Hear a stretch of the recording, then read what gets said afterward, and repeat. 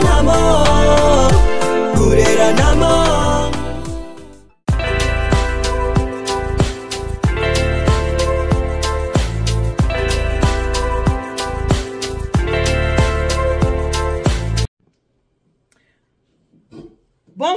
Bonjour. Mbote mingi na bien, tout babolinga ka maman Eliane ni. Tu n'appelles pas mbote. J'espère que vous allez bien. J'espère que vous allez bien. De mon côté, ça va. Tout va bien par la grâce de Dieu. Nzambe amawa alamusi biso na makasi. Vous, de votre côté, c'est comment? Le tout ça déjà le 3 janvier 2025. Nous allons toujours que kola la kolamuka ezali habitude de teta nzamba pesio. Pe ma yabo mo ikoba na kokumi sanzambe kope sanzambe merci. Mingi na loba ke soko sa mutokanda kotala ngaite poko seplano na ngaite so mukoza fanatique révolté kotala ngaite poko seplano na ngaite so mukoza mutamotema mokuse oza mutamotema bololo oza mutamotema ngai mutamotema mokuse to pelu kundu kotala ngaite poko seplana yo na ngaite.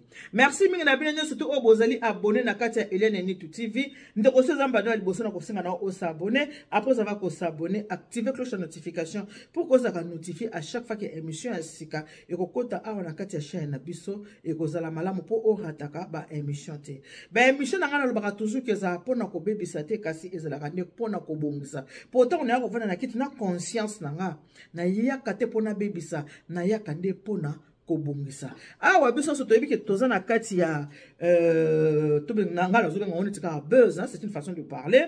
Ya makambo oyo eza koleka sur la toile ya ndeko na biso bon pasteur Mike Kalambai bien que bomoso bina ngala binge pasteur teme nazo benga komo na ndenge ezaleli pasteur Mike Kalambai par rapport ya kanda oyo yazaki nango contre Moïse et pourtant Moïse paix à son âme ndeko na kombo ya Christian Dakumuda o abetaka pe musique balobi a sepelisa pe batu mingi na ba musique na ndeko beta ba musique auto bengi musique mondaine. Alors poto kota vraiment na kati ya lisolo na biso na kochela bino nanu image image oyo botala yango so bosis kotala image nde simanga na eko kota na kati ya développement ya lisolo boyebi ke ezali vraiment ko boka ba encre belé partout en tout cas biso so congolais nyonso azali kolobela likambu oyo congolais nyonso aza kolobela likambu oyo etali pasteur Mike Kalambai ndenge aye koloba aye ko sala procès na ebembe la qu'est-ce que moto aza sona bomo le corps sans vie.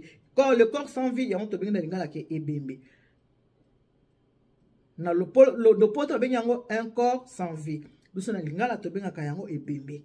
Moto asa kofi déjà oyo asa tiki biso ndenge to le bakayango. Batu nyoso baza ko sala ba émission sur ça. Na ba toujours que moto na moto asa na compréhension na ye.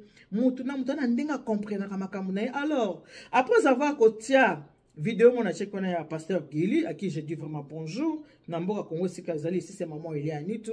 Na pesi mbote namboka Congo kone Sikazali pasteur Gili bomoni ayaki asalaki analyse sur le kambango oya Mike Kalambai. Bato batala kanga bato bayoka kangai bato ba disposata na ba mpona otalanga ezana ba oba benginga ope ba yebisinga makambo par rapport ya pasteur Mike Kalambai. Ope ba lobi na ngai par rapport ya ndeko na biso oyo asili kotika biso nazana nukocha image botala ce qui bossi kotala image nde na yeko kota na kati ya développement.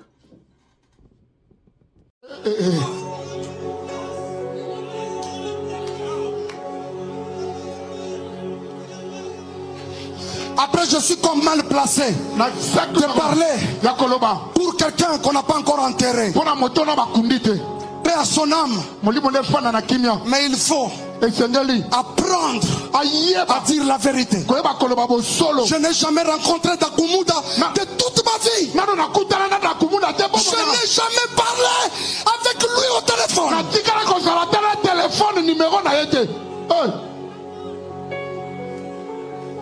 Frère Dakumuda, quand tu dis ça, peut-être pour une longue émission, mais dans ton cœur, on y habite aux Okosa. Ibro setele yamana, kla yamana ndere babosa kayama. Mutakokota nanzela lipamboli na yo, na mbulo yo, mer rouge komemaye.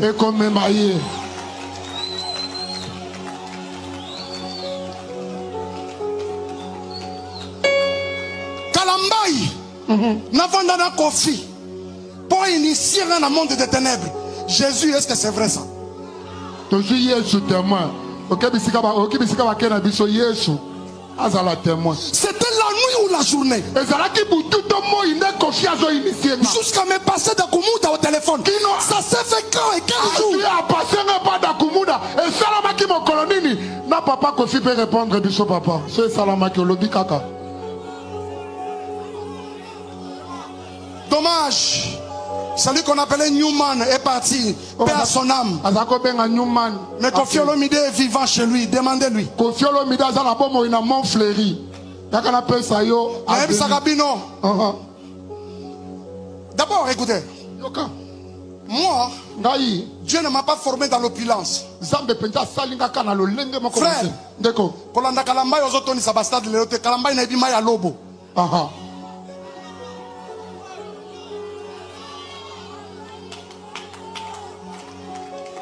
Mabolongo na ngai oyo na yobo bukango liboso tata. Come on. Keba na lelela yote. Na mona batu ebele o batangisa nga pinzoli na 2020 na 2021 22. Tande ba koma bizengi. O mona te? To mona. J'annonce encore. Mutunyoso. Akota nazela li pamboli na yo. Ali apau. Voilà. Bon, tu vas montrer la image oyo ya ndeko na biso ya pasteur Mike Kalambay.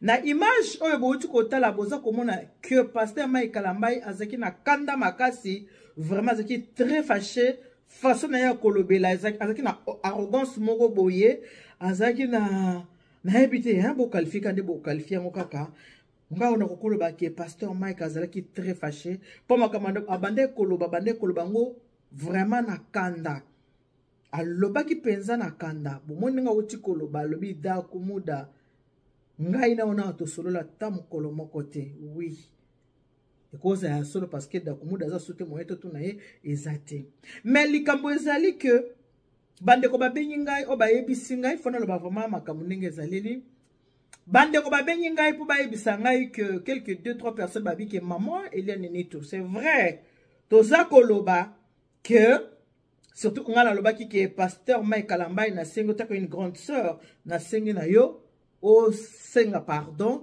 na famille ya ndeko dakumuda wa tiki biso poli bota na eza ya kozoka ndenge pe bato ebele baza ya kozoka ozukisi mitema ya bato ebele. Pourquoi na ba kozukisi mitema bato ebele? Parce que ndeko oyo lobele azana bomoite azana kati ya malili azana kati ya morgue. Alors bandeko babengi ngai au moins 3 personnes balobi na ke maman Eliane tant bozolo ba ke pasteur Mike asenga pardon akosenga pardon par rapport à quoi? Pasteur Mike asenga pardon. Non, il n'a pas demandé pardon parce que mutu oyo abandi makambo oyo ezali mowei dakumuda mutu abandi makambo. Lui il est venu na place publique koya ko étaler relation ya Mike Kalambay na Koffi Olomide. Ye ay ko étaler yango pourquoi? 3 personnes na ebisi bino ke babengi ngai. Ayaki ko étaler relation oyo Mike azalaki nango na ndeko na mobile frère na ye mo abengaki apôtre ya lobi Koffi Olomide. Pourquoi ayi ko étaler yango? Oui, certes basola ki na Koffi ayebise ke oui nazanga mon côté nazana petit na yo Mike Kalambay. Soka pesa ke Mike Kalambay et ke basolola ki. Tango ya monaki ke asepeli te lokola Mike Kalambay ke ndeki na Montfleury loko esepeli sa ki ete et loko ko ko sala wana maloba bato babenginga. Akoki ko zoka téléphone na ye abenga Mike Kalambay. Ayebise que mon frère a reproché makambo nyonso to oyo ya lobaki na émission. Il faut ka benga ya mon frère.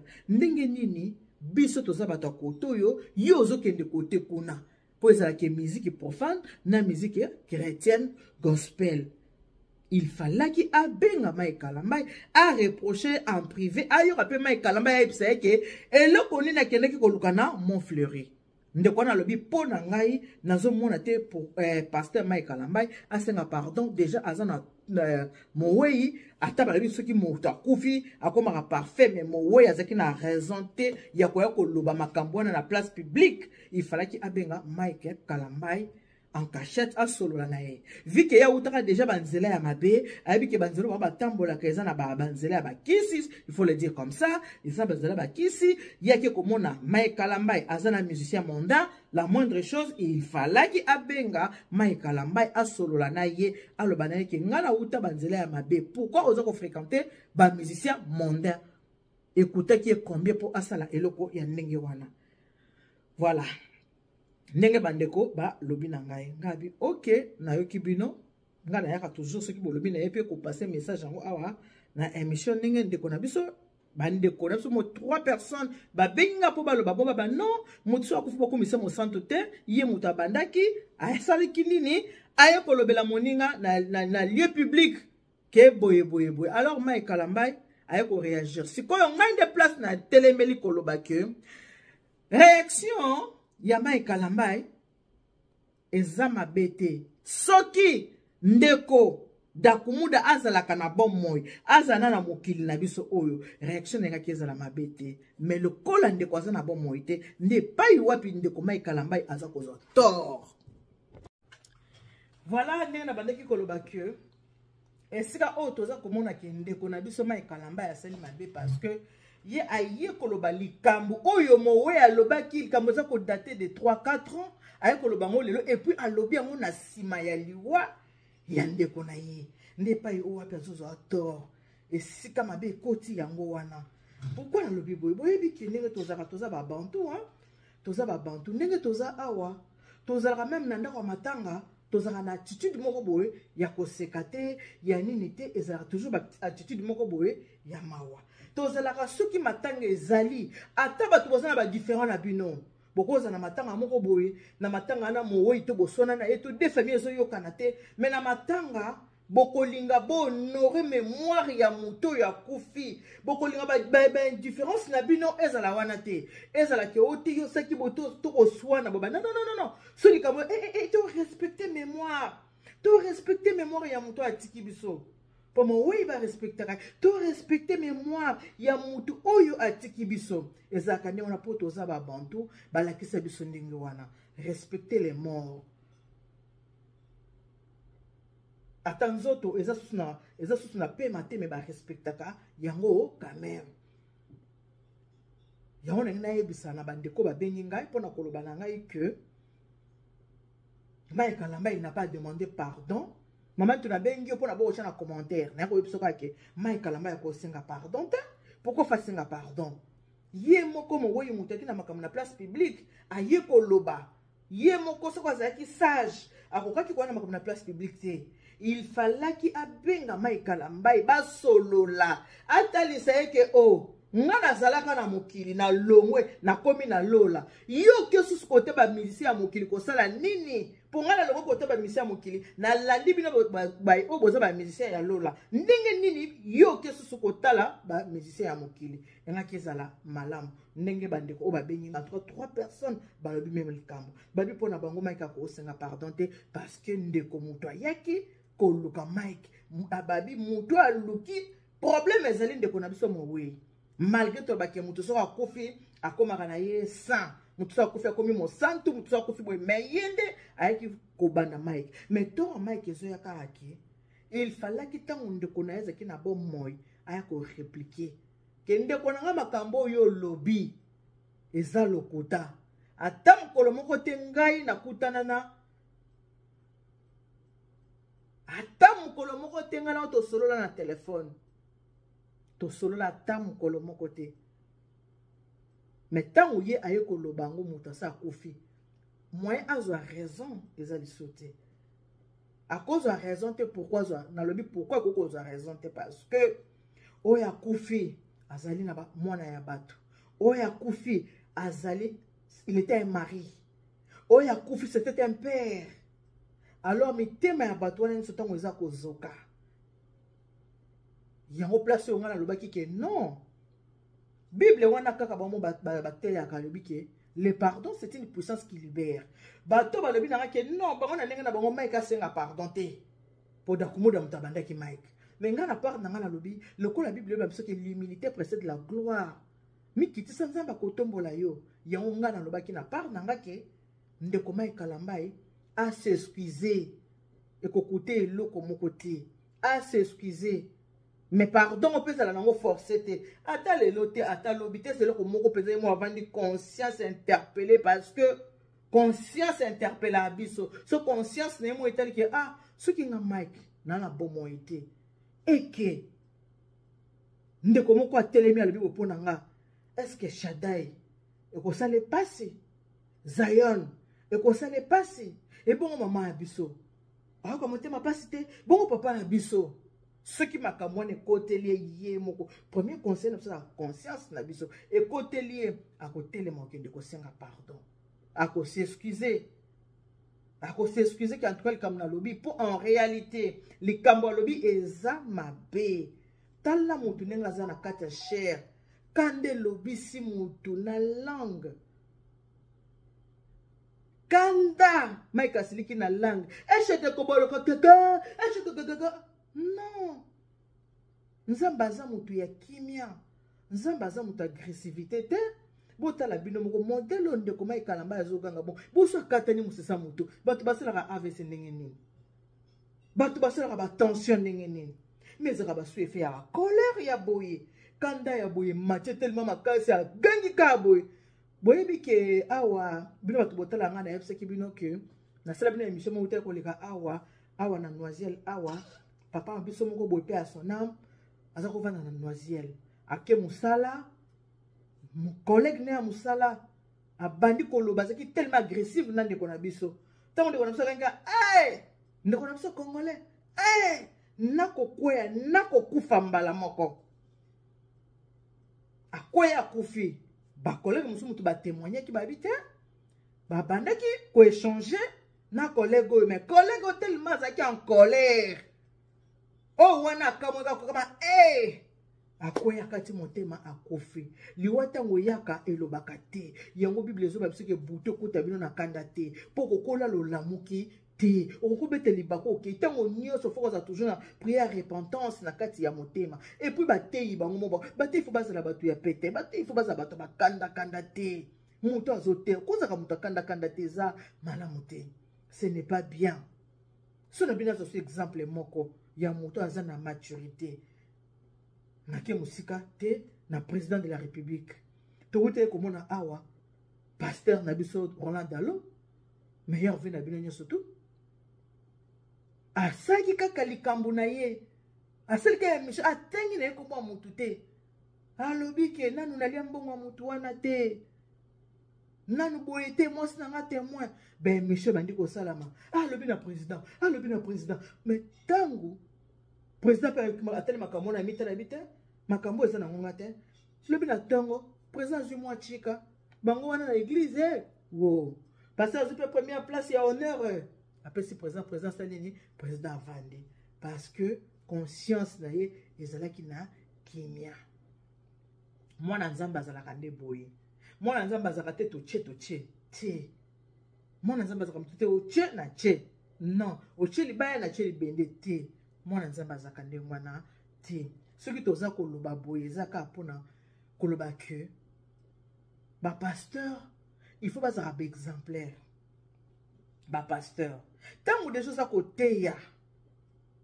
oza koteya bato oyo botami na bango te okute na bango na saa moi mpe baza kondima makambo oyo oza koloba il faut c'est l'exemplaire po bazolobaki moto azoka éducation liboso na ndako azoka éducation mibale na école ya misato azaka yango na église ndenge basala nzambe il faut bazalaka na etamboleli moko ya malamu po baza ba miroir ya bandimi na bango faut bazalaka na etamboleli moko bazalaka correct po ezata motu soki na église moko boye osaka makambo mabe na ndako eke mobali nakende église tala ba na église ndenge baterre nde bino boye église bandi kofinga église mbeza parce que il faut kozala na marque ya Jésus tango ozolanda nzela ya Yesu Masiya zala imitateur ya Jésus zala na modèle ya Jésus tango bolobaki o Yesu abetaka bato fimbu po oui wana yaki ndenge mosusu abeti bato fimbu na kati église parce que bakomaki kobebisa ndako ya tata bakomisi yango place commerciale yango baki te oyo eza synagogue oyo eza place koya koteka biloko te wana azalaki na raison mais tango bamemisaki Yesu ekulusu tango Pierre akataki moto litoi Joseph sakabite so na bina benga armée papa na ngai ewa kubundela ngai yokosa boite Yesu azu litoi wana azongi selikolo nango ezaki exemple ya kolakisa ki kanda eza bien te mutu osiliko kati moto litoi eza mabe kanda esalaka ke Moïse akota na terre promise te Moïse abundani po abimisa na Israël abundani mais mukolo Christ ayebisaki nzambe ayebise oza nini na maboko ozonyoka oza betango na mai olia betanga une fois nde bayebise ya beti na kanda colère ezelo koma be kanda yango kozwaka décision te na se ya kanda kozwaka décision te na se ya esengo zoka décision sokoza penza ba faculté na mayele nyonso evandi esika moko wande kokozwa décision ya likambo ona kokoloba bino yango wana mpona totala première partie deuxième partie ezali moto oyo abengi nga mpo akonfirme nga ke bango na mai ekala mbai bakutanaka wapi na Montfleury yango nangaka baémission milai mingi te nayenda na oyo wana koya nango après so zamba na liboso na kosenga na osabone. Que Dieu vous bénisse. God bless you. Mungu anubariki tata nzambe kalusaku muna nzamba ndibeshene bana betu bons. Bonne journée, meilleure vie, bonne année 2025. Boka mataba bisous. Bye bye. Nikata shenu shiri papi ninda shaiwa he. Kaitana kuningune papi ninda baiwa me. Namo utengeta na